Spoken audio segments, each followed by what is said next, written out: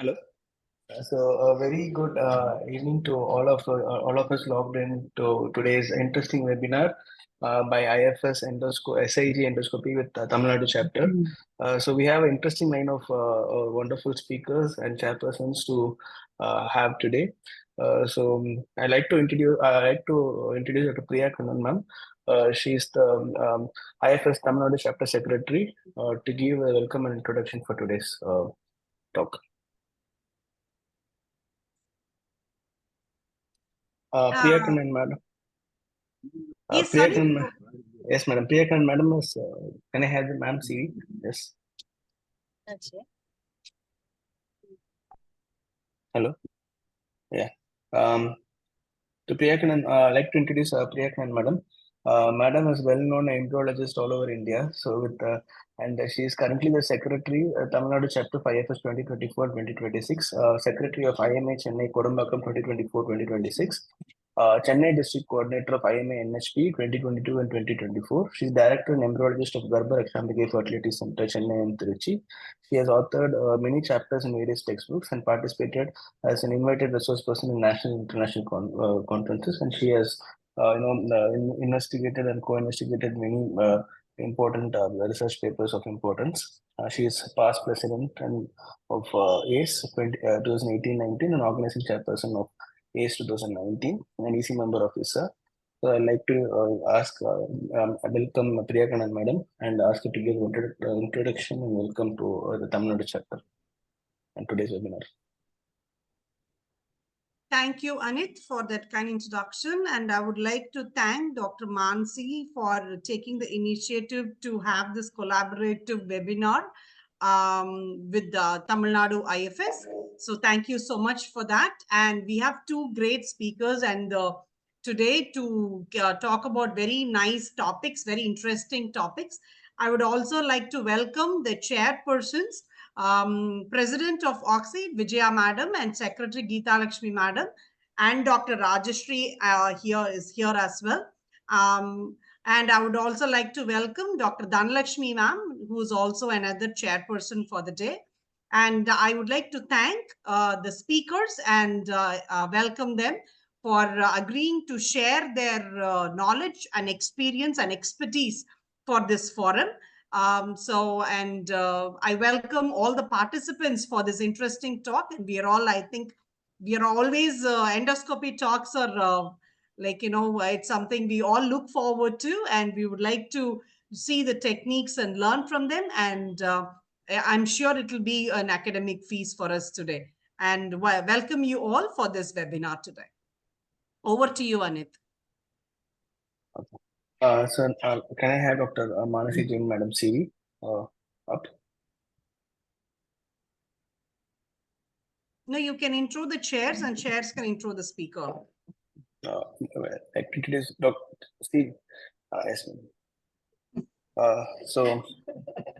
okay. So yeah, so I'd like to invite chairperson for today's first talk, Dr. Vijaya Madam and Dr. Geeta Lakshmi Madam.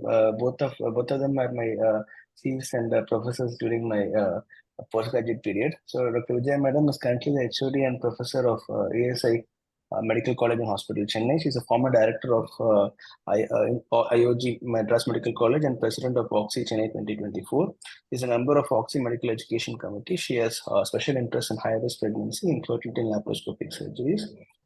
She is a state-level master trainer in EMOC and cervical cancer and colposcopy, master trainer for HPV. And as I was introduced, Madam is UG, PG, MS, and MD examiner.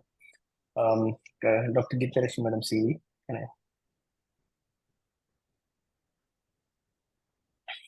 I'd like to introduce the next speaker, Dr. Geeta Lakshmi Madam.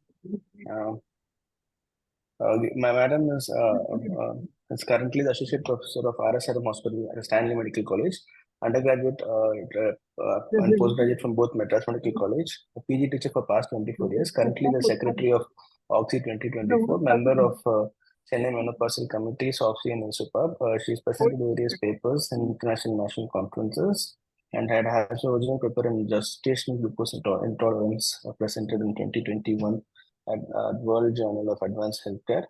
areas of interest are high-risk pregnancy, adolescent health, and medical education. I kindly request the chairpersons to introduce the speaker for the first talk, Dr. Malaraj. Thank you, Dr. Anit, for the nice words, and good evening to one and all. And it gives me an immense pleasure to be as a chairperson for this webinar organized by the IFS Tamilnadu chapter, and a very nice webinar on infertility, endoscopy with infertility. And we have the first speaker, Dr. Mala Raj, and she is going to speak on hysteroscopic myomectomy. And Mala Raj needs no introduction. She is the director of Firm Hospitals, and always myomectomy. When we talk about myomectomy, laparoscopic myomectomy, Mala is the first person to be there. And today she is going to talk about hysteroscopic myomectomy. Over to Mala. Yeah, thank you so much, madam, for the warm introduction. Can I share my presentation? No. Yeah.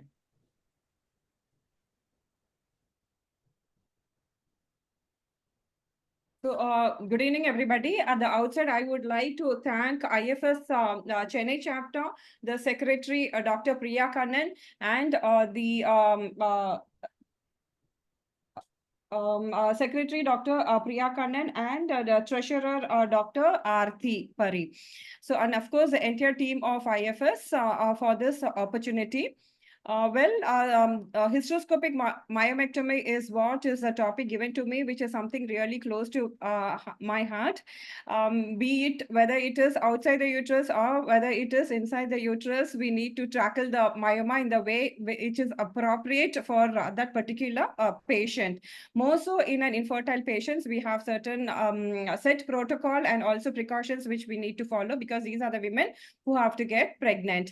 So of course, this is one of the challenging hysteroscopic procedures among all the hysteroscopic procedures, because this invariably takes quite a lot of time, and there are lots of risks associated with this particular procedure because of the duration and also the vascularity, which results in fluid overload. So we also need to make sure that we have the adequate instrumentations while doing the hysteroscopic myomectomy, like the resectoscope and the Collins knife, and whether it is monopolar or bipolar. And we need to also ensure that they are all in a good working conditions, and we are able to control the fluid balance. Now, each patient should be thoroughly evaluated before taking the patient for hysteroscopic myomectomy, as I mentioned, because the chances of fluid overload is much higher in this particular case. And also the possibility for the need for further sessions. Sometimes we also may have to give her multiple sessions to clear that particular fibroid which is present inside the cavity. The most important thing is that the pre-operative evaluation, we need to make sure that this particular patient is properly evaluated, because fertility is a concern. So first, the deciding factor would be how are we going to tackle this patient, which energy source we are going to use, and what would be the right method. Sometimes we also may have to go in for a laparoscopic method for a submucosal myoma in infertile patients as well, and for which the proper diagnosis by clinical examinations, both the size of the fibroids and a proper blood workup, including the complete evaluation of her general conditions. And also the most important gold standard would be the transvaginal ultrasound, which gives us a clear idea as to the size, location, and also the feasibility of the surgical procedure, for which the LASMA classification is quite helpful with the help of TVS evaluation. Now, MRI again is a very helpful tool in these particular patients, because it gives us an idea as to how much would be the thickness of the serosa from the myoma, and also it gives us a precise idea as to whether to how far we need to go, and how much of a resection has to be done in a single sitting, and which would be the right mode to approach these patients. So the classifications, so there are quite a lot of classifications in case of hysteroscopic myomectomy procedure. Of course, the one which we rely quite, on the particular classification is the Lasmus classification. Now here, the most important determinant in this particular procedure is that we need to be calculating how much of the intramural extension is present in this particular case, because not all myomas are going to be a simple 0 or 1. Sometimes we may have a challenging 2 also, and also sometimes a type B also can be managed. Now the angle of view is also very important, because this gives us an adequate idea as to about the uterine distension and also the base of the myoma. Now sometimes when the distension is reduced, there are chances for us to see subtle new fibroids cropping up. These are called the disappearing signs. So that is the reason when we introduce a scope inside the cavity, we should also make sure that we reduce the pressure and look once again to see there are any disappearing fibroids which are cropping up after lowering the pressure. And this is the most important step which we need to follow while doing this hysteroscopic procedure. And this is the Lasmus, Van Kinne's classification. So this exactly is a very simple classification based on how much of the myoma is present in the cavity, how much is in the myometrium. So 0 is when the entire myoma is present inside the cavity, and 1 is about less than 50% in the myometrium, and 2 would be more than 50% is present in the myometrium. But the drawback of this particular classification is that it only gives us an idea about the location of the myoma, but it does not give any idea about the surgical procedure, which would be helpful in deciding the particular procedure for the patient.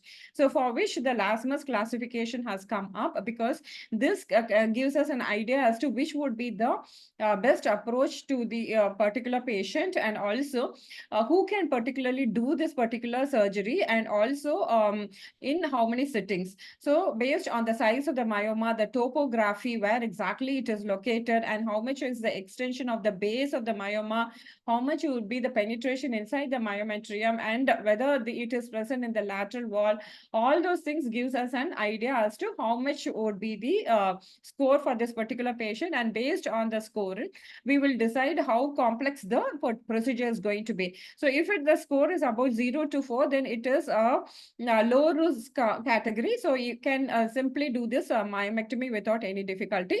But if the score is about 5 to 6, then it falls under high complex procedure. So in such a scenario, we need to decide whether we have to give GnRH analogs for this particular patient to reduce the size of the myoma and proceed with the procedure. And if the score is 7 to 9, then it falls in the high risk category. So in such cases, we may have to do it in multiple sittings, or may also need the help of a laparoscope.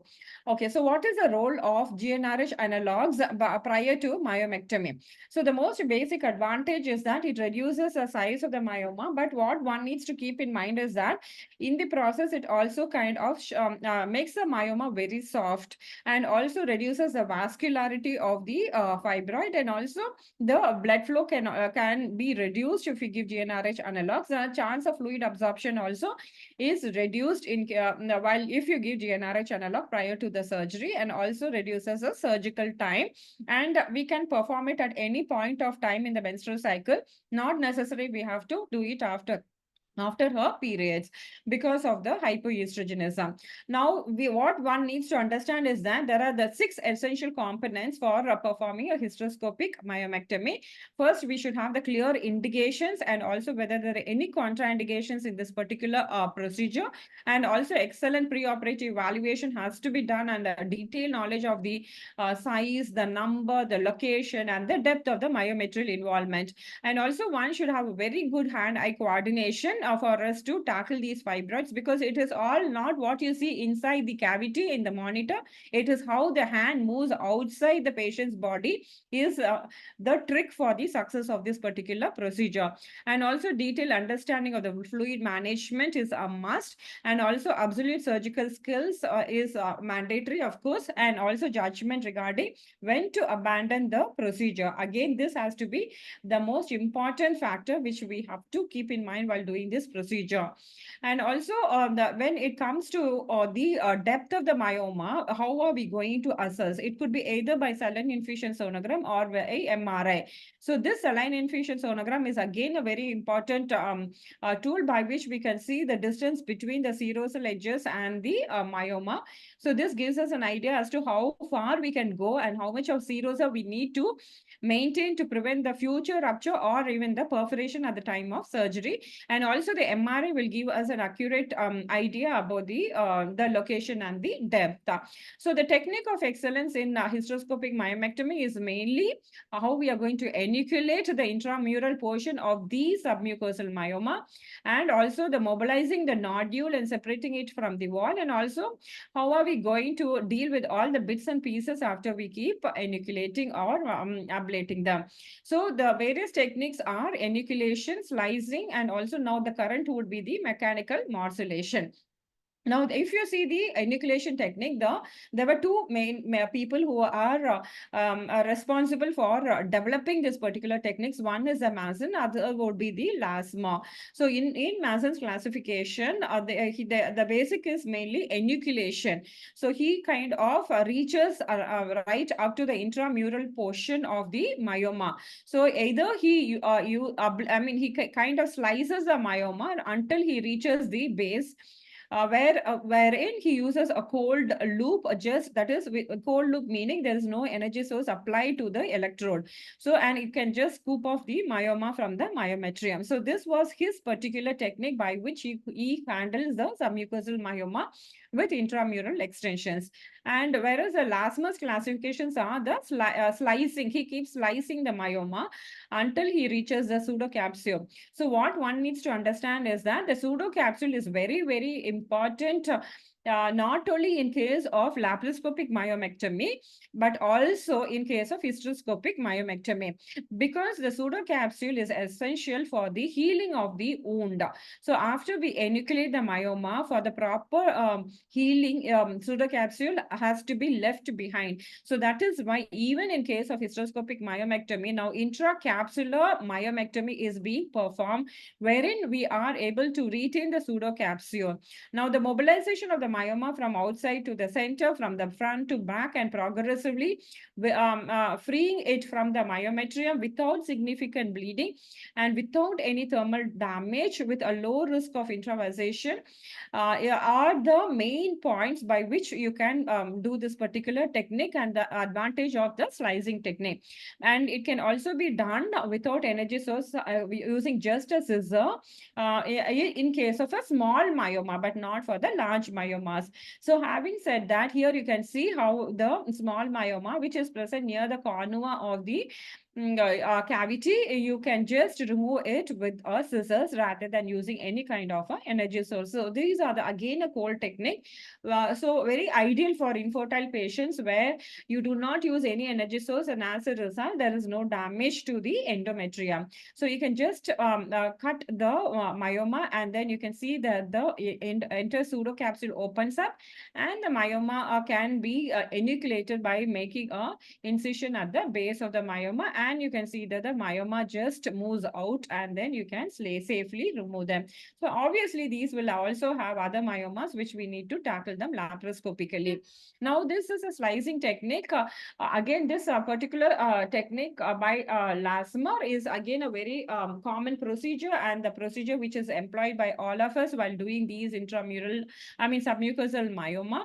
And while you only reach the base of the myoma, you can just use a cold cut method. So here you can see that this myoma is on the lateral wall. The lateral wall myomas are pretty challenging.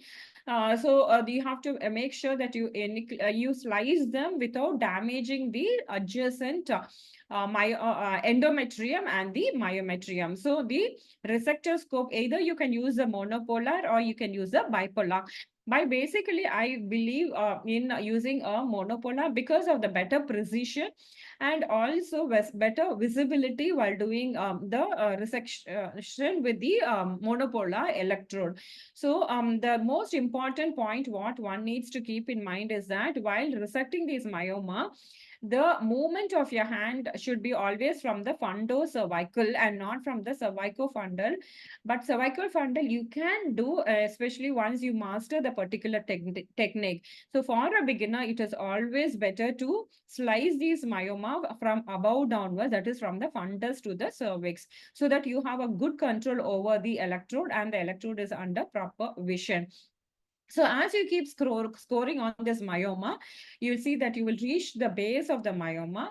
And once you reach the base of the myoma, you have to assess how far we need to go. So if there is any bleeding, that indicates that there is an endpoint. But if you still see some amount of myometrial fibroids are still present, then you have to use a cold technique, knife technique, where you do not have to activate the energy source and you can just gently scrape this myoma. So this is the most important thing, and most important thing is also reducing the intrauterine pressure during the end of the surgery, so that you will also need you can see that the myoma just bulges inside the cavity, and it by itself will protrude inside the cavity, facilitating the enucleation for us.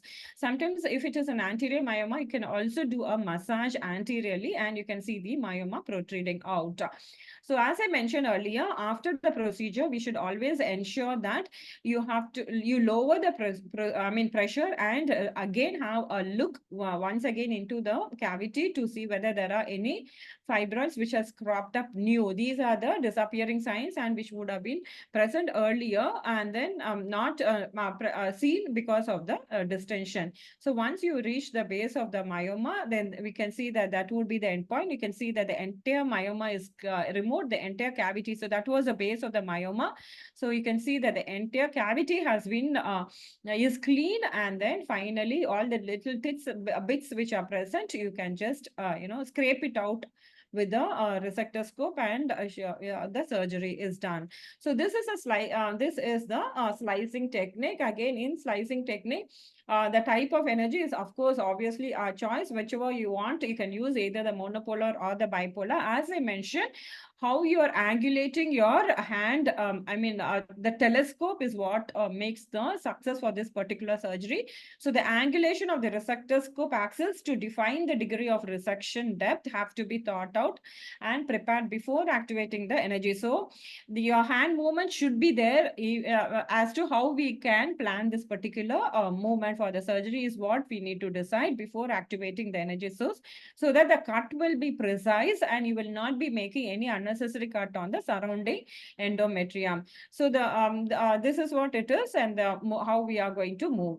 The slicing technique, as I mentioned, it has to be always from the cervical region, and these movements have to be very, very precise and clear. So this is exactly how it is.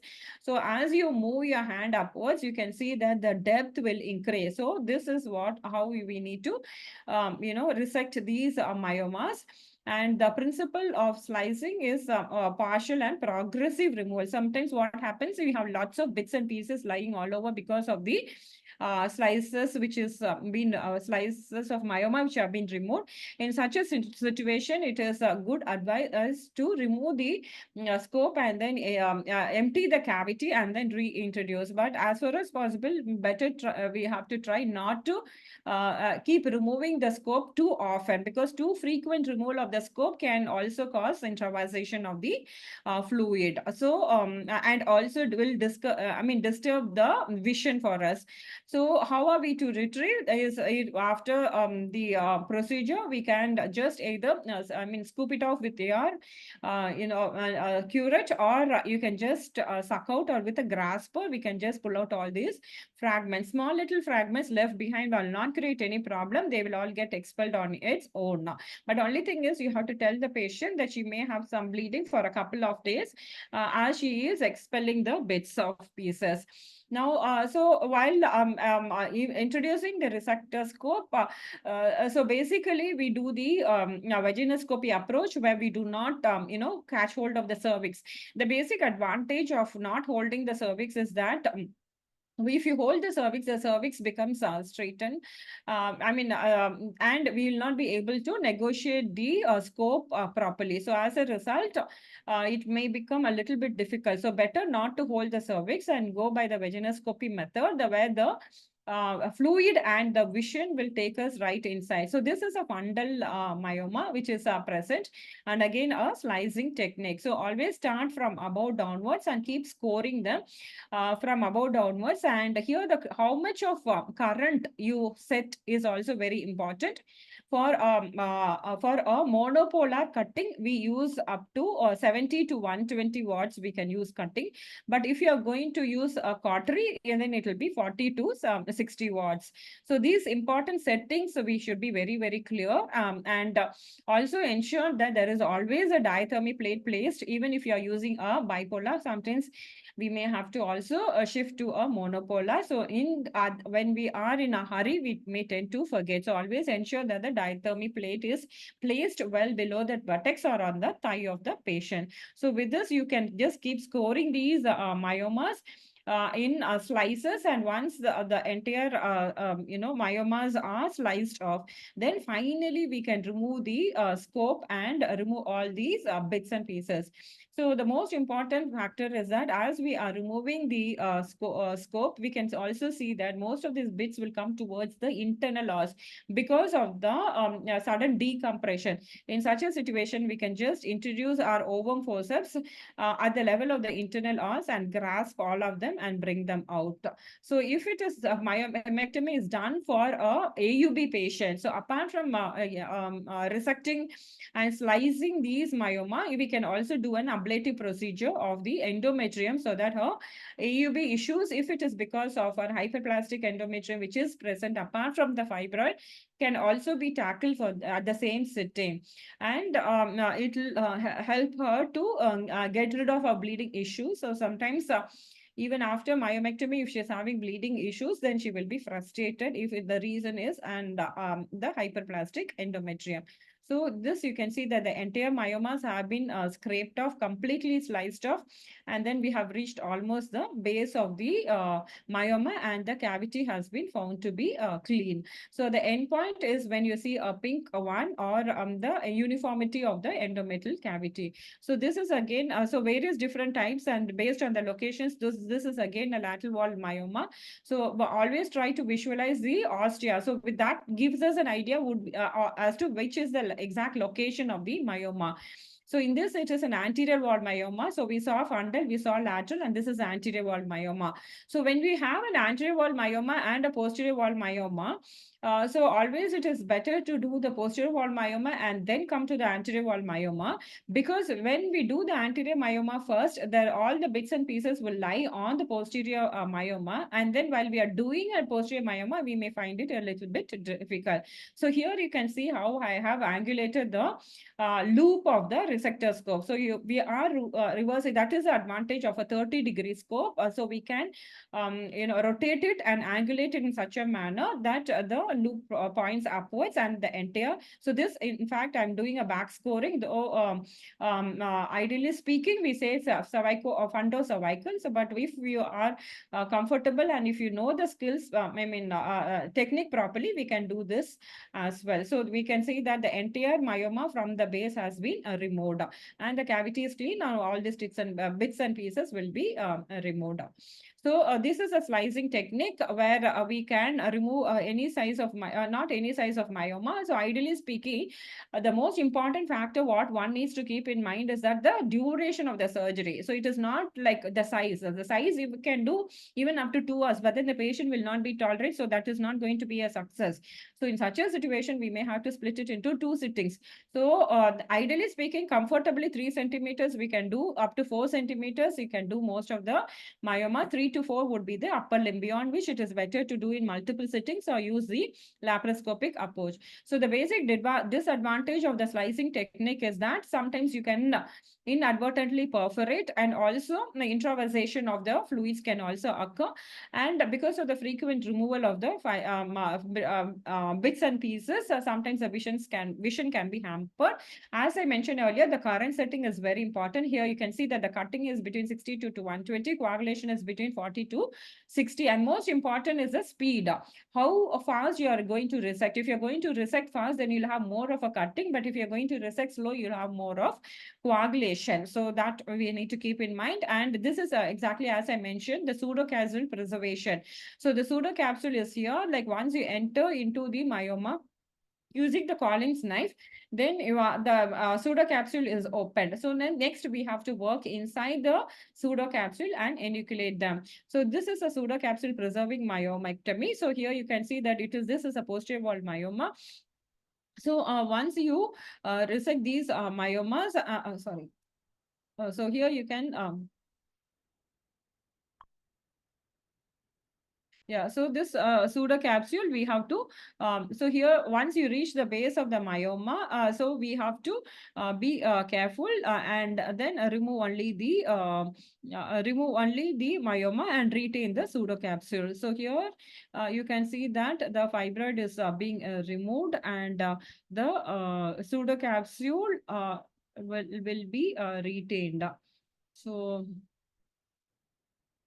okay, so this is a very interesting case, because this particular lady, she had a submucosal myoma and she became pregnant. But then at 24 weeks, she had to expel the fetus.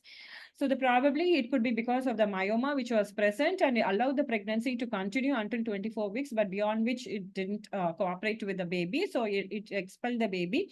In such a scenario, she was having so much of bleeding PPH in the secondary PPH in the post-operative period, and she was referred for hysteroscopy to me. So here you can see that this is thought to be a fibroid, but then a biopsy came as retained products of conception. So this was looking like an organized mass, that is a fibroid, because she had a fibroid during the antenatal period. Okay, so I thought it should be a fibroid only, but then I didn't find any other mass. So I seriously now think whether it is really a fibroid, or whether biopsy report was some problem, because it looked like a degenerated fibroid, and I couldn't find any other fibroid there. So into for surgery, we have to resect it completely, and after that, her bleeding issues settled. So these cases are really a rewarding procedure for these patients, because otherwise invariably she was to go for a uterine artery embolization, and with a simple procedure of myomectomy, her problem got resolved. So again, this is again a fundal myoma. So this is a vaginoscopy method. As I mentioned earlier, we do a vaginoscopy method where do not catch the cervix. Sometimes when you are using it is quite okay for laparoscopic, hysteroscopy procedure for like septum and all that. But then when we're doing a myomectomy, sometimes it may be a challenge to introduce the scope. So in such a situation, all that we can do is how we are going to rotate the cable at the level of the internal os is what is the crux. Once you reach the internal os, if you rotate it, then you'll be able to enter without much difficulty. Or sometimes you can also make a small incision on the internal os, cut those fibers, and then we can enter. So this is again a fundal myoma. So again, fundal myomas are also quite a challenge because of the location, angulation, and reaching the myoma may be a problem. So now, how are we going to prevent adhesions is what is the most important factor after the myomectomy procedure. So the most important thing is, as I said, maintaining the pseudocapsule. You maintain the pseudocapsule, the healing of the wound will be much better, and also the chance of adhesions, Asherman's formation is much less. And also, this is the pseudocapsule preservation technique. And also injection of vasopressin. This has really helped me in managing large myomas. So like how we do in laparoscopic myomectomy, I inject vasopressin inside the uterus on the myoma, that is at the base, and sometimes on the cervix also. So this kind of gives me a quite an avascular plane while doing the resection, and you can comfortably do the procedure. Apart from making the procedure bloodless, it also gives me a clear vision. The precision the vision is much better when you use a vasopressin injection, and there are studies proving it. And also it has been proved that the chance of fluid overload is also less when you inject vasopressin. So here you can see that after injecting vasopressin, the fibroid has become pearly white, and then you can safely enucleate this fibroid. But whatever it is, you have to do it quickly. So again, here the dilution of vasopressin is again 20 units. You can give 20 units in 100 ml. So basically, in laparoscopy, I use 20 units in 200 ml. But here I use 20 units in 100 ml because the concentration is slightly more, but the volume is less. So you can just inject hardly 10 ml of vasopressin, which would contain about 0.5 units per ml. So that is why the complications are less. And also the advantage, as I mentioned, fluid overload can be reduced. So once you do this, you can just slice these myoma and complete the procedure safely without any bleeding, and also in a single sitting. So this is again a very beautiful paper on the benefit of vasopressin in submucosal myoma resection, where they have found that it has reduced the surgery time as well, because the bleeding is less, and also they have improved visual clarity have been proved in this particular paper. So this is the benefit of vasopressin while doing a hysteroscopic myomectomy. So the various aspects of submucosal myoma and hysteroscopic myomectomy have been seen. Now we also need to understand there is a latest technique for the challenges encountered during hysteroscopic myomectomy, that is for the retrieval of the tissue, which we call use a mechanical morcellator. So unlike a laparoscopic morcellator, which is a power morcellator, so this is a mechanical morcellator, where without any energy source, we can just retrieve all the tissues by gently, sucking out all this. They literally chew up the tissue, and the entire myomas get sucked into the suction system, and from the suction system, you can sieve the tissues and remove it. So this is how exactly it works. So this is a very beautiful instrument. So I find this very useful because we use it on small little myomas. The biggest challenge is when you have a huge myoma. So small little myomas, up to 3 centimeters, this one is a very good instrument where it kind of just nibbles up the tissues, and you can see that the entire tissues get sucked out. So all these tissues will be lying inside the suction, where you can sieve them and retrieve them and send it for biopsy. So the basic advantage is that there is no damage to the basal layer. As a result, the endometrium is not damaged, so additions are not going to happen, and she will be able to conceive immediately, rather than going in for any kind of an Asherman's or an addition problem and adding to her infertility issues. So this is again for other larger myoma. So you can see how the clear is just nibbling of the myoma. So this one they have a window, so we need to so this is a window. So we have to make sure the window is placed appropriately on the myomas, and then we can see that the myoma, the true clear nibbles of the entire myoma, and with that the surgery is completed without any bleeding. Now this is a situation, sometimes we are in a dilemma when we are encountering a submucosal myoma. What are the two conditions in which we are in a dilemma? One, when we have the entire myoma for cavity filled with myoma, like when there is a plethora of myoma, like I had a case where there was 15 myomas in the endometrial cavity, and another will be large myoma, as I mentioned, some 5 centimeter myoma. So in such a situation, we can do a laparoscopic approach, hybrid surgery, where you can do a, like just evaluate the cavity with the hysteroscope to see what exactly is the situations and whether you will be able to approach them hysteroscopically. So in a case like this, when the entire uterine cavity is studded with myoma, this is something like a tomb with all these myomas sitting there like a graveyard. So this is like a graveyard with all these myomas sitting there like a tomb. So we no point doing the hysteroscopy because they will cause adhesion. So decided to do it laparoscopically and then remove all of these myoma. So I just opened the small little intramural myomas were also removed, and then open the endometrial cavity, and all the submucosal myomas were removed with just the myoma screw by just giving a gentle traction. So in this manner, you will not damage the endometrium. Just a small nick in the endometrial cavity, and almost 15 myomas were removed. So this is the basic advantage when I'm using an harmonic scalpel inside the uterine cavity, I use it on the myoma. So that way you will not damage. So this is a huge one which was present. So these are the basic advantage when we do a laparoscopy method for a hysteroscopic procedure. So this is like something like doing a hysteroscopy through an abdominal route. So this is so again, this is another condition when you have a huge myoma. So definitely we can't pull an elephant through a hole. So in such a situation also, we need to take the help of a laparoscope, where you put the scope and then see exactly where is the myoma, and then open the cavity and remove them. So the AGL also supports submucosal myomectomy in certain cases, and these two cases. So distension media complication again would be a problem. So as a result, you have to be very careful, as I mentioned, in myomectomy, because all the venous channels are open.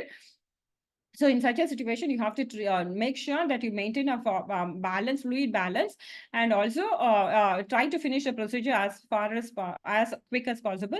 The deficit should be always 2,500, should be less than 2,500 for bipolar, and less than 1,500 for a monopolar. That is when you are using glycine. And for elderly patients, it should be 700 ml. So what one needs to understand is that the complications of fluid overload are more in case of premenopausal women rather than the postmenopausal women, because of the estrogen, lack of estrogen. Their sodium potassium ATPase pump would be deficient, and as a result, there is more chance for the fluids, electrolytes to get into the venous channels and get into the brain. So we should be very careful only in the fertility patients rather than in the postmenopausal women. So postmenopausal women, they will have comorbidities, but in the premenopausal women, the fertile women, the chances of fluid overload are higher. So that is the reason, if you see GnRH analogs, when you give for these patients, the chances of fluid overload is less, because it is something like a menopausal status. So the sodium potassium ATPase pumps deficiency will not be there. So these points we should keep it in mind. And of course, these are the British Society Council's guideline as to how we have to do a safe hysteroscopy without any kind of a fluid complications.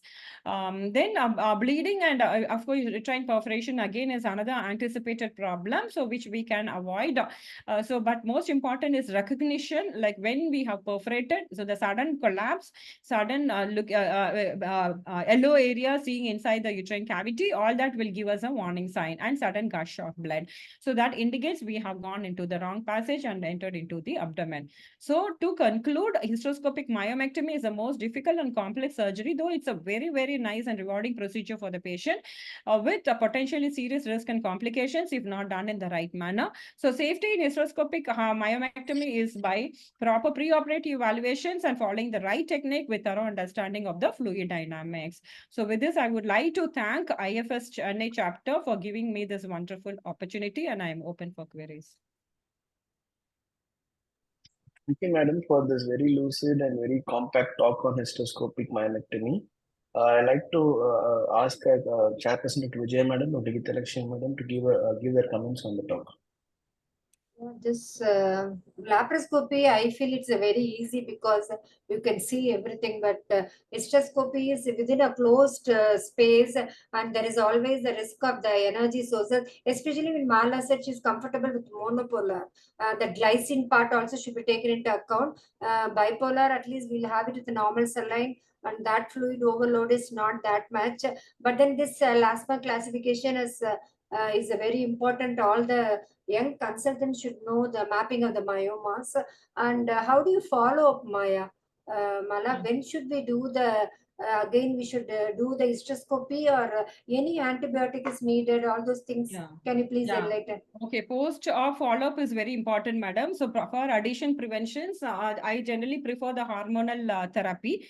So there are mechanical devices also. So I give estrogen for 3 weeks, followed by progesterone for a week to prevent additions formations for a couple of months. Then the most important thing is, if necessary, in fertility patients, you can have a second look hysteroscopy at 6 weeks. So by then, the flimsy additions, even if they are present also, we can just, remove them off with your scope itself without using any, any instrument also. So that will give us an idea. And of course, the mechanical ones are there where you can use copper T, and now they also have certain devices where you can put it inside the uterus and then inflate them, and then after a point that has not, I saw one in one of the international conference where they just leave it like that, and once the basal membrane is regenerated, the device by itself will will just come out, it will get shed, so that way it prevents the addition formations. And also the most important thing is, of course, antibiotics we generally give for all these patients, and because we don't know, some amount of tissues can be left behind after the procedure, then they will be expelling it, so we do not want any kind of complications. So post-operatively also we continue the antibiotic for these patients. So the most important thing is counseling. So sometimes if you end up saying that we have to do in 2 sittings, the patients are not very happy. So prior to the procedure, if you tell them you may have to do a 2 sitting, and then they are okay with it. Or if you want in a single sitting, that's how I handle. I tell them, if you want it in a single sitting, I'll do a laparoscopy to make sure that you don't have to come back again. Okay. But what about IVF? When can they plan for the embryo transfer? Yeah, so embryo transfer and all that can be done after 3 months, because we need at least 3 months for the endometrium to nicely regenerate, and then for the implantations to occur. And even in laparoscopic myomectomy, also ideally we give 3 months. I think that is a minimum period we generally advise. Yes, ma'am. Thank you so much. Yeah. And I think we can move on to the next speaker, Anit. Yeah, thank you so much, madam. Yeah. Yes, madam. Thank you, Chairperson, and speakers for having this wonderful session. We move on to the next session. I'd like to invite Dr. Dhanalakshmi madam and Rajeshri madam to chair the next session. I'd like to have the CVs, please.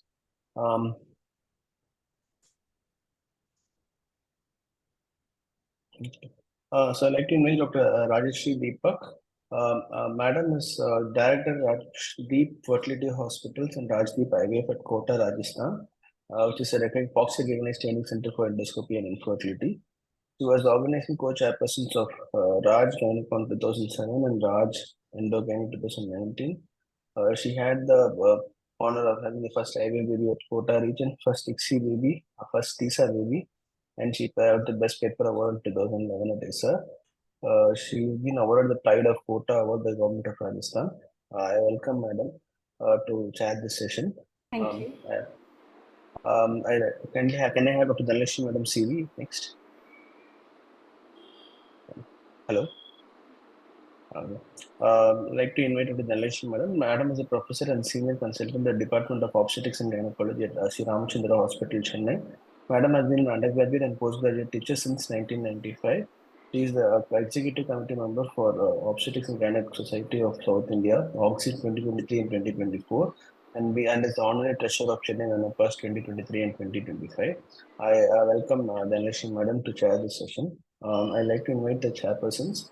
We invite our speaker for the talk, Dr. Damodar Rao, to talk on endometriosis, indications for surgery, fertility preserving surgeries during surgery.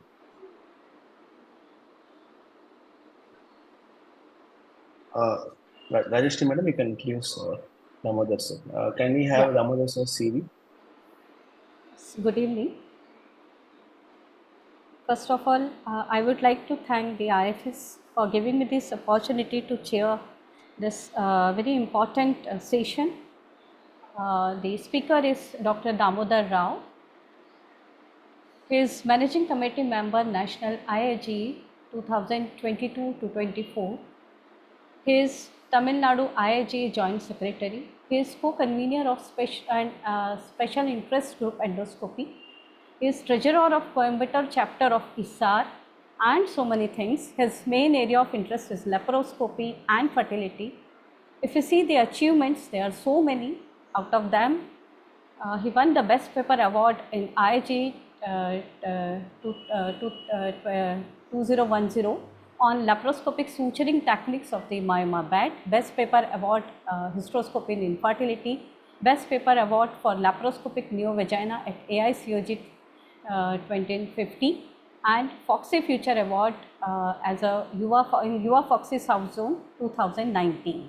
So many publications in his credit, and he is going to speak on a very important topic, the endometriosis, where we all infertility specialists are in dilemma, when to operate, how much to operate, and how to operate. So I would like to invite him to give his opinion and give his insight on this very important topic of endometriosis laparoscopy. Dr. Damodar Rao, please. Thank you, ma'am, for that kind introduction. Let me just share my presentation. Yeah. Is it seen? Yeah. Let me just make it full screen. Is it full screen now? Oh, it's yet to become full screen. Is it seen? Hello? Yes, yes. Yeah, okay.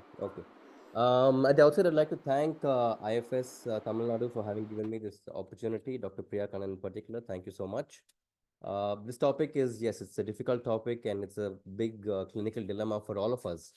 Endometriosis, when to operate and on whom and how much to operate. So let's dive into the topic straight. So we all know that endometriosis is, an enigmatic disease. That is, the patient can come to you with pain, ovarian cyst, infertility, deep endometriosis, and recurrences, which is almost the rule, right? Most of the endometriomas or endometriosis will definitely recur. So you got to treat these patients very carefully. You got to really, really think a lot before embarking on surgery on these patients, because you cannot keep on operating on these patients. So you got to select your patients very, very wisely. And why is it a challenge? The laparoscopic technique, the amount of inflammation, vascularity, planning of surgical intervention, and the extent of information provided to the patient, and sometimes interdisciplinary coordination make it a challenging intervention, right? So you can have the ureter involved, you can have the bowel involved. You have to have good preoperative, diagnosis of how much the extent of surgery and what exactly you're going to operate on. So consent forms are very, very important, especially things like AMH. And of course, you also have to look at to things like if it is DIE, you have to look at the ureter, you have to look at the kidney. You got to document all of this and tell the patient about what all she can undergo during surgery so that she's well prepared for the surgery. If she comes out of surgery and suddenly she sees a colostomy, she's going to be in shock. And if you've not told her about it, she's probably even going to sue you, right? So you got to be very, very careful before you embark on surgery for these patients. So I'll be talking about stage 1 and 2, and of course stage 3 endometriosis. That is the most important, as you know, when it comes to fertility. And stage 4 is of course our DIE. So when it comes to stage 1 and 2 endometriosis, the thinking right now is of course complete resection of all visible foci of disease. It offers the best control of symptoms. However, the possibility of achieving this goal is limited by the difficulty of detecting all foci associated with radical surgical strategies. So if you come across a patient and then if you see some amount of deposits on the peritoneum, usually they're seen along the uterosacral. Here you can see a nice thickened uterosacral. If you cannot excise this lesion, this is one of my older videos. If you can't excise it, at least go ahead and fulgurate these lesions, right? That's what Eshrey says. You don't have to do a stripping of the peritoneum. But if you do a stripping, definitely the effects are better for the patient. The chances of recurrence is less, and the pain is also less, because while fulgurating, you're only doing a superficial treatment of the disease. So if you actually, again, you can see it is always along the uterosacral, and usually, funnily enough, always somewhere close to the ureter. So you always land up dissecting the ureter out in these patients. And here you can see there are a lot of satellite lesions just lateral to the uterosacral. So you have to be careful about the ureter. So you got to dissect the ureter out properly and remove the peritoneum in these areas. I don't advocate, a lot of surgeons advocate doing a full peritonectomy. I feel that is little too radical. Just wherever the lesions you see in those areas, if you remove the peritoneum, that is more than enough, because you don't know how deep this disease is, right? Just fulgurating it, only going to there, you can see, right? You can see a nice lesion over there. So removing the peritoneum in that area definitely makes sense. And the peritoneum on the left side was studded with these endometriotic blue spots. So we decided to take the peritoneum only along that line outside. And that is what is advocated nowadays, right? So here you can see all these lesions along the way. In this area, while operating, you have, one is you got to be careful of the ureter, and as you come close to the uterus, you also got to be careful of the uterine artery, right, or the uterine vein. You can damage even one of those, so you got to be very careful. Again, you can see some lesions near the bowel, near the rectum. So you got to really search for these lesions, and many a time, if you have any suspicion, you really got to look into all these areas. And there you can see the knuckle of the uterine artery. So you got to be careful while operating in these areas, right? And if you have a doubt, sorry, if you have a doubt while operating near the rectum, what you can do is put in a rectal probe that will also delineate the rectum for you. And here you can see that lesions on the rectum are also removed. Fat is your friend. So if, as long as you stay above the fat, you're usually safe there, and the lesion in that area is completely removed, right? So you can use a harmonic because lateral spread is really less, and you can see that the lesion is removed. So this is the sort of final picture that you can see of the peritoneum that was removed, right? So if you've not done this, there is a chance that the recurrence rates are going to be more, and pain scores can also be more if you've done just a superficial ablation. There was this study by Versilny et al., of course, where no surgery versus at least ablation, and then they showed that pregnancy rates were a lot better just with ablation itself. But when it comes to recurrence and pain scores, I think if you remove the peritoneum, it's a lot better. So what about if these patients, if the AMH is good, and then you're thinking of spontaneous pregnancy for them, Eshrey also recommends that you have to do excision or ablation of the endometriotic lesions. If you have a CO2 laser, you can use it, or a simple bipolar is also fine, or you remove the peritoneum, right?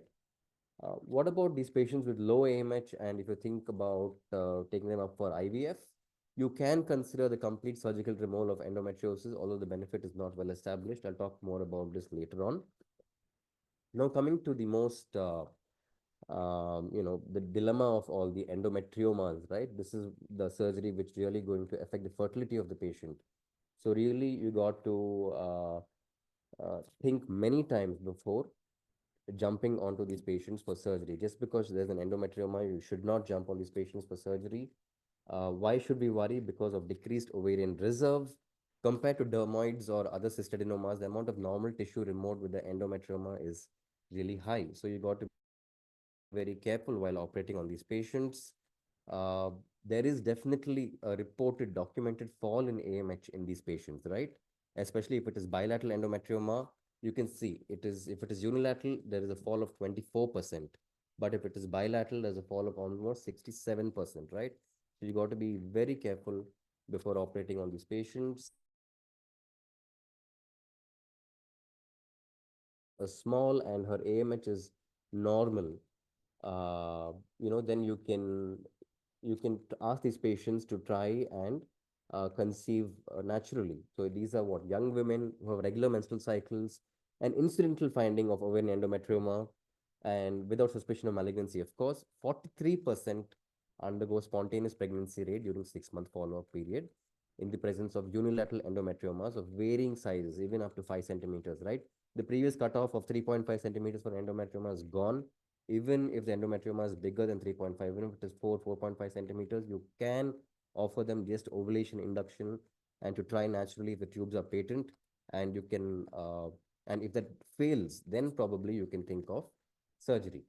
So what are the indications for surgery in such patients? Basically, pain not controlled by medication. Pain is a very, very important sign to operate. If it again, if the pain is not controlled by medications, right? Size is not a criteria anymore. If the patient has good AMH, young patient, unilateral endometrioma, tubes are normal, definitely you can avoid, if it's unilateral endometrioma, tubes are normal. Again, you always try medical management, and only if that fails, then you can operate on this patient. Another area would be good AMH, young patient, bilateral endometriomas also. If the tubes are normal, then you can, and if the AMH is good, failure of medical management, and you can operate on the patient. Another indication is size. That is, size of the ovarian cyst of the endometrioma is too big that it might come in the way of your OCR, in your way of your ovum pickup, then also you go ahead and operate, right? These are the major indications for surgery in endometrioma. What are the techniques involved? Of course, you have your cystectomy. Vasopressin is being used a lot nowadays. You have your incision and just ablation and your 3-step technique, which is almost given up. So cystectomy is what we commonly do and is the most done procedure, but you should be very, very careful while doing a cystectomy. Always have 3 instruments. Have your assistant pick up the ovary for you and walk on the ovary. Don't just hold it on either corner and just yank it out. Walk on the cortex, walk on the cyst wall, and try, and you can see the cyst wall is usually slightly blue in color and versus the cortex is usually normal ovary slightly pink in color, right? So you should also keep this in mind. Leave as much as pink as possible on the ovarian, normal ovarian tissue. That way you will be saving the ovarian reserve of the patient. And some other concept that has come out now is when you reach the hilum of the ovary, this is an older video. So when you reach the hilum of the ovary, don't just yank it out like over here. You can take something like an ultrasonic device and cut it out so that even if you leave a little bit of cyst wall back in that area is fine. Because if you yank it out in this area, that is the area which has maximum blood supply of the ovary. And that area can bleed if you just yank it out. And then you're going to go and apply some coagulation in that area. And then you can further cause a fall in the AMH, right? So you got to be very careful when you reach the hilar region. So the hilar region is called the Achilles heel of the ovarian cyst, and we have to undertake great caution while reaching this area. So again, this is what we're talking about, the hilar region, and vasopressin has been used a lot in surgery nowadays. I'll just show you this video of how we've been using vasopressin quite a bit in our surgeries for endometrioma. Let me just get to the, yeah. So here, certain tips are just so that you have to completely, do an adhesiolysis, separate the endometrioma from the ovarian fossa. Any small adhesions like you see over here should also be separated so that the ovary is nice and free and dangling. And once that is done, uh, you can inject a little bit of vasopressin. So here you can see that vasopressin is being injected into an area between the cortex and the cyst wall. And here you can see sometimes that if you get into a right plane, the vasopressin itself will do the cystectomy for you, right? It just like opens up the planes for you. And the advantage of vasopressin is after doing a cystectomy, the amount of bleeding or oozes are a lot less, and the amount of coagulation that you're going to apply on the uterus will also be a lot less, right? So once this is done, you just strip the cyst wall apart, and there you'll see you're getting a good plane over there. All this pink color fluid is just vasopressin mixed with a little bit of blood, and you can see it is virtually bloodless, right? And here I have also demonstrated that when you reach the end, that is when you reach the hilum of the ovary, do not go and, you know, just yank it out. We've used harmonic at the end, like you can see over here. It is all right, even if you leave little bit of, very little bit of cyst wall on the ovary, that's fine, but you should be careful not to uh, cause any injury to the hilum of the ovary, right? This is another technique where if you have a very large cyst and you're not able to get a plane from the periphery of the cyst, then we go to the center of the cyst. We invert the cyst wall, we go to the center of the cyst, and then we do a cystectomy. So I'll just get to the part where we are everting the cyst. So here we are just, yeah. So this is the part where you invert the cyst. And then here again, I'm injecting a little bit of vasopressins to create that plane. And here you can see that after giving a nick, I've got this beautiful plane in the center of the cyst. So they say that the periphery of the cyst has more adhesions, right? This area, all this peripheral area has more adhesions and more fibrosis compared to the center of the cyst. So you make an incision in the center and you divide the cyst wall into two, and then you do your cystectomy from the center to one side, and then you do the cystectomy from the center to the other side. And you see that there is a good amount of the cyst wall is coming out easily, and the cystectomy is quite decent. Okay, these are all ways to um, protect the ovarian reserve. All right. So there have been a lot of studies that talk about vasopressin injection technique where you have fewer coagulation events and lower preoperative FSH levels were detected than in the saline group. So finally, they found out that vasopressin injection is an ideal procedure to reduce damage from usual laparoscopic cystectomy of bilateral ovarian endometriomas to protect the ovarian reserve. Sometimes, yes, you use vasopressin, and even then, it can still bleed. And if something like this happens, then all you have to do is suture that ovary, and usually the bleeding stops, right? So better than coagulation is suturing that ovary. Other advantages of suturing over using the bipolar and endometrioma? Definitely, suturing has the advantage of avoiding thermal spread and potential tissue damage that might occur with hemostatic measures achieved with electrosurgery.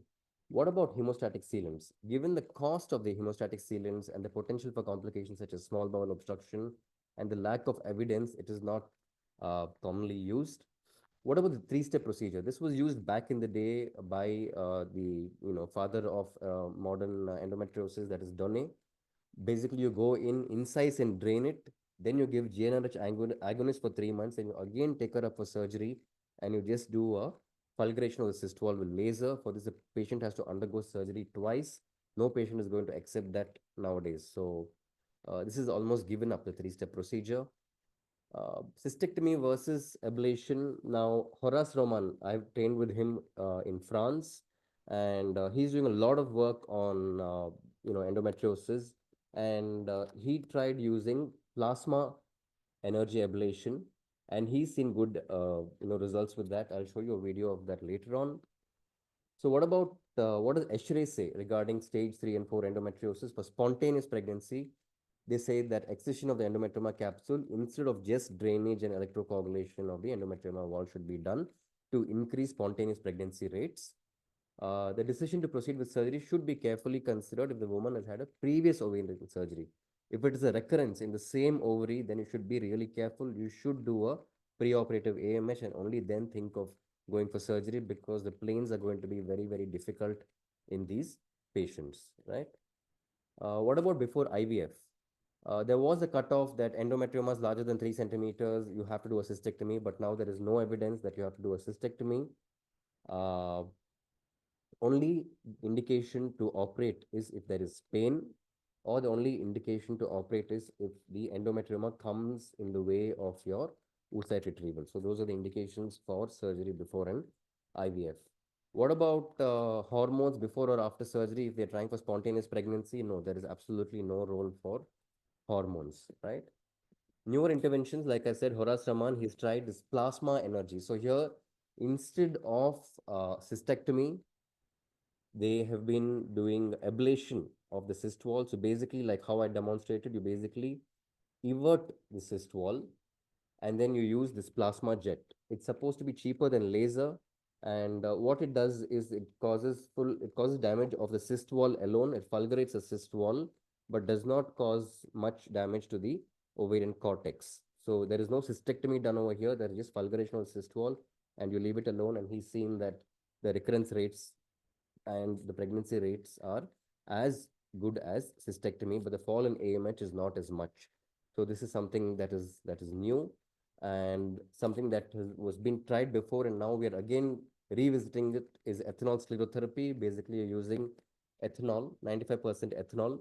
Back in the day, it was done by transvaginal route, and maybe hence there was a lot of complications like abscess formation and things like that. But now you're doing it by a laparoscopic route, and basically, you can do this in cases of unilocular cysts. You cannot do it in multilocular cysts. Before doing adhesiolysis and separating it from the ovarian cortex, you just have to make an incision and you have to suck out all the chocolate fluid, give a good wash. So here you can see that a good wash is being given. Then you use a Foley's and you introduce the Foley's and you inflate the Foley's inside. And once it is nicely snugly fitting into that hole, you push ethanol into it, right? Uh, what ethanol is supposed to do is it's supposed to cause damage of the cyst wall. So here you can see that ethanol is again being flushed in it and is left for about 10 minutes in that cyst, and then it is aspirated out. And there have been studies done on this, and the results are as good as cystectomy, but the fall in AMH is not as much. So this is also something new that has been tried. Coming to DIE, again, surgeries for DIE are, of course, very, very radical and can have severe complications. But nowadays, the techniques are very, very standardized. And we are also able to do nerve sparing surgeries with very, very good optics. We have 3D, 4K systems, which allow you to really see everything properly. And the technique is very, very standardized. This is a technique called the so sure resection, right? It's called the butterfly peritonectomy. Because the lesion that is removed is in the shape of a butterfly. These are the nerves S2, 3, 4 that you can see. The technique is called the so-sure resection. It is actually a mnemonic. So basically, the survey and sigmoid mobilization, ovarian mobilization, suspension of ovaries, ureterolysis, rectovaginal septum entry, and pararectal spaces, and then resection of the butterfly area. So this is not supposed to be done for, all patients of DI. This is reserved for a certain, yes, we still, laparoscopic surgeons also believe that these patients should not be directly subjected for surgery because surgery is risky. Definitely, stage 4 endometriosis, you can go in for IVF straight. This is for a certain set of patients that have failed IVF. That is, they have DIE, they have stage 4 endometriosis, and they've undergone IVF and they've failed. For those patients, you can go and do a complete removal of the disease and removal of the peritoneum. And you will see there have been studies which show that removing this butterfly area and removing the peritoneal disease definitely improves the fertility rate, right?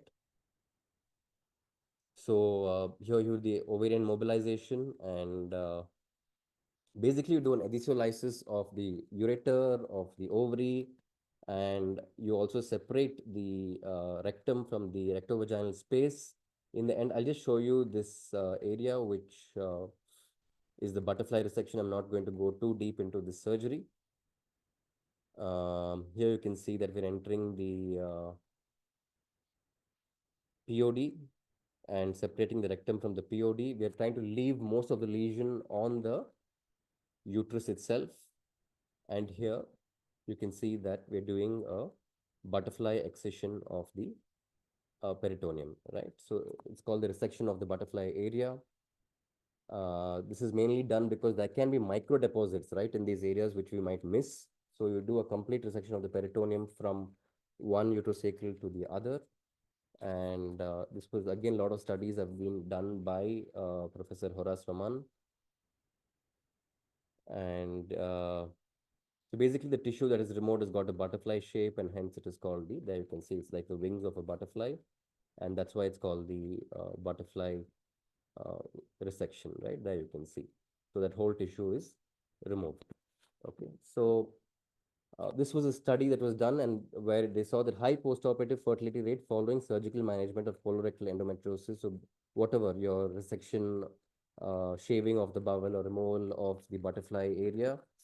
So this was a study that was done, and among 55 patients enrolled, 25 had conservative and 30 had radical surgeries. No patient was lost to follow-up. Amongst the 55 patients, 36 intended to get pregnant after surgery. 23 of them had unsuccessful attempt to conceive for more than 12 months. At the end of follow-up, 29 patients, that is 81%, achieved pregnancy, and natural conception was recorded in 59% of them. So this is quite a decent statistic. So this is reserved only for patients who have failed IVF. I'm not advocating that you jump on every patient that has DI. Definitely send them for IVF. Only if they fail IVF, then you can go ahead with something like this, right? So to conclude, I would say defer from surgery as much as possible. But if you have to operate, let the first surgery be her only surgery and the best surgery if possible. So be very, very careful in choosing your patients. Nowadays, with great optics like 3D, 4K, standardized techniques, we have to evolve and provide the best care for the patient. Thank you. Thank you so much.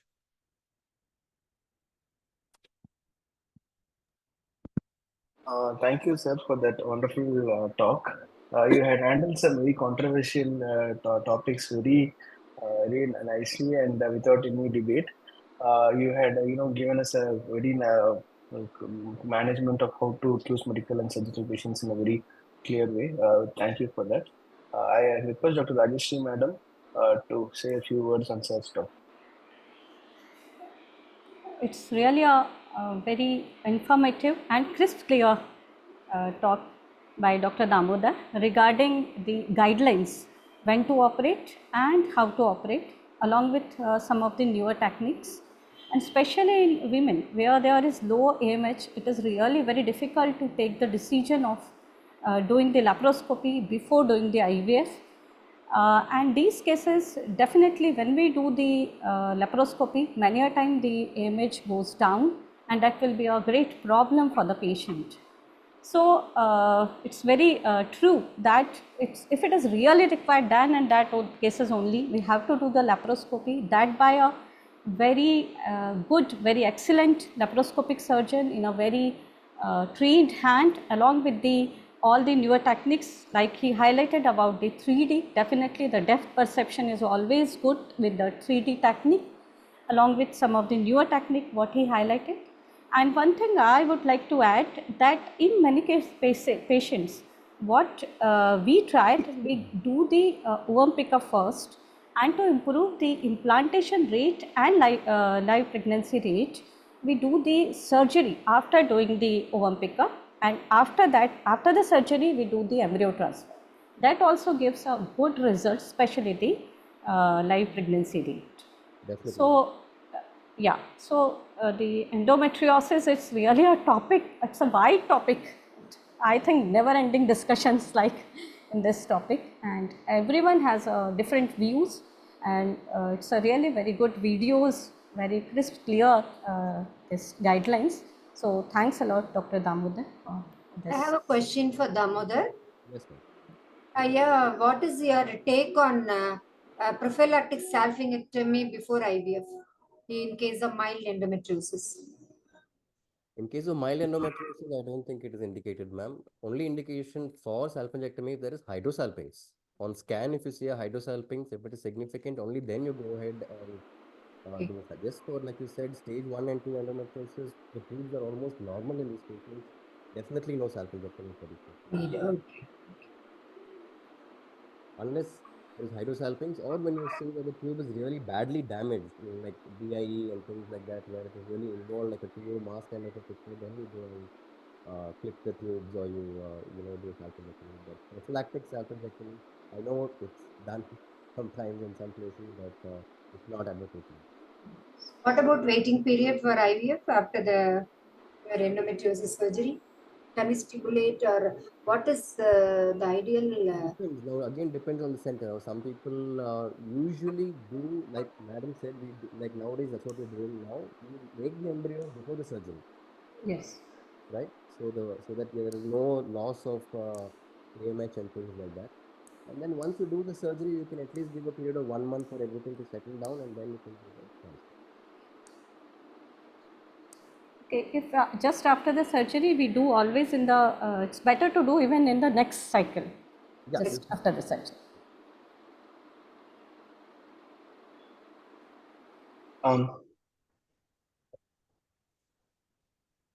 There is one question in the chat box, Anit.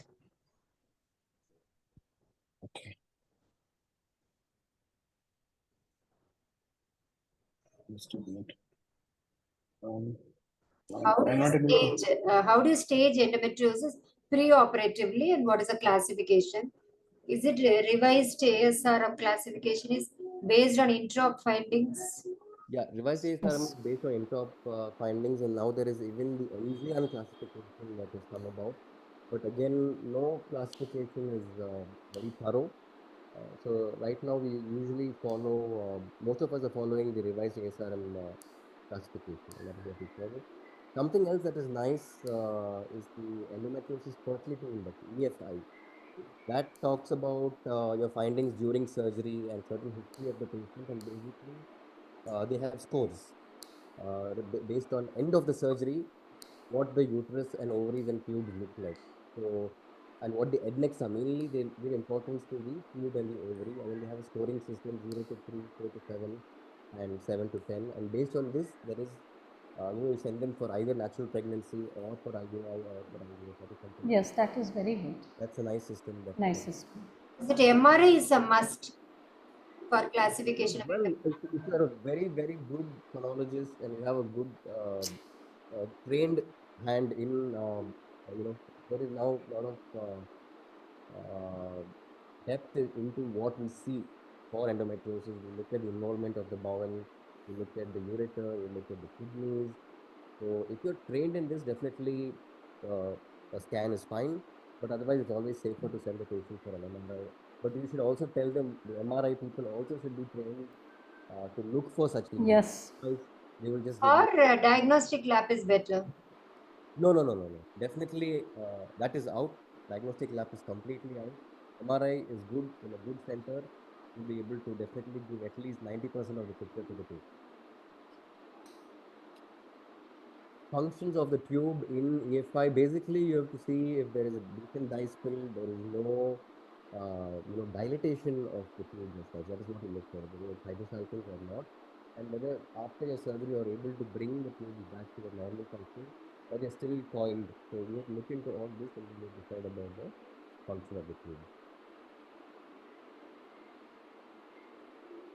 You still believe on hysterosalpingogram, or it is an SSG? We do, and we do, depends on the patient, ma'am, but I think SSG is a little kinder to the patient. So most of the time we end up doing an SSG. SSG is also done, but again, based on the patient, that we can afford SSG and we do an SSG. But HSG is again more definitive about which side the spill is and which side the spill is not from. SSG is sometimes difficult to look at. I still personally prefer HSG, madam, because we have now very small cannulas also for HSG. It is not much painful nowadays compared to previous huge cannula. So we use almost similar cannula for SSG. So for pain scales are almost equal nowadays for both HSG and SSG. Even we do with the this pediatric Foley's catheter without catching the cervix with stealing. Yes. So it is almost painless. Painless, yeah. Nowadays, HSG has become very painless nowadays. Yes. And it gives a document also for us to future reference, which is very useful. There was also a question that's come as a direct message to me about I think she herself has bilateral endometrioma, 6 into 4 centimeters on my MRI report, bilateral. I don't know what she wants, but if they're looking for pregnancy and what else? Bilateral endometrioma, posterior wall adenomyosis with serosal breach of rectum. Again, this is almost like stage 4 endometriosis. So if it is 6 into 4 centimeters, if you think that if it is not so big, if it is not, you have to look at the picture and see if it is not going to come in the way of a pickup, then go for an IVF straight, make the embryos. After that, operate. get all the endometrioma and everything operated, and then do the transfer after that.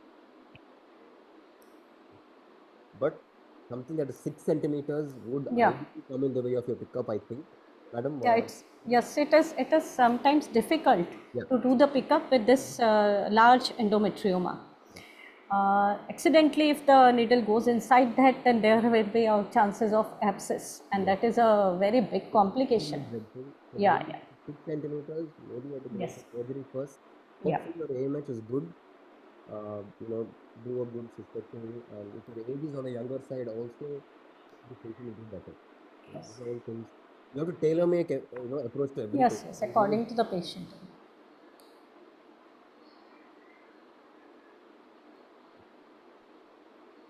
So, if questions are over, can we move on to the vote of thanks? Okay. So I'd like to invite Dr. Mansi Ching to give the vote of thanks. Can I have a CV, please? So Dr. Mansi Ching is a co-convener of SIG-Endoscopy of IFS 2022 and 2024. He's a consultant reproductive medicine and laparoscopic surgeon at KG IVF and Laparoscopic Center, Delhi. He finished a MSc from Sri Aurobindo Medical College in Indore, and he had a fellowship reproductive medicine from Singapore and fellowship minimal invasive unit Max Circuit. He had numerous awards and organized many workshops throughout a very illustrious career. I kindly request Dr. Manasi Madam to give a vote of thanks for today's webinar. Thank you, Dr. Anit. It's been an absolute pleasure for me to be associated with the Tamilnadu chapter of IFS for today's webinar. I would like to congratulate the speakers for such an elaborate and for such beautiful videos which are actually really neat. So I'm sure all of us have taken a lot of practical to-do things from both the talks. Before we conclude today's session, I would like to give a quick introduction about my SIG. So basically, our SIG, the Special Interest Group in Endoscopy, is a very focused group, and we promote the correct and ethical practices of endoscopy in the infertile population. We have a very dynamic and motivating team, which is mentored by Dr. Kuldeep Jain, and Dr. Parul Kotadwala is the convener, and Dr. Deshdeepak and myself, we are the co-conveners. Apart from the various usual academic and research activities that we have, this year we plan to publish the good practice guidelines for endoscopy practice and infertility pertaining to the Indian population. So till date, we do not have any guidelines for the correct use of endoscopy in the infertile population. And this is what we are working on. So I request Priya ma'am to kindly encourage people from your chapter, if anybody is interested to be a part of, because we are still in the initial recruitment phase. So anybody who's interested to be a part of this unique project, they can contact me directly or through Priya ma'am, and they can give in their names. And also, we are coming up with a lot of exciting activities this year. Like we are going to be collaborating with the International Society of Reproductive Surgery for a certification course. So I will be sharing the details very soon.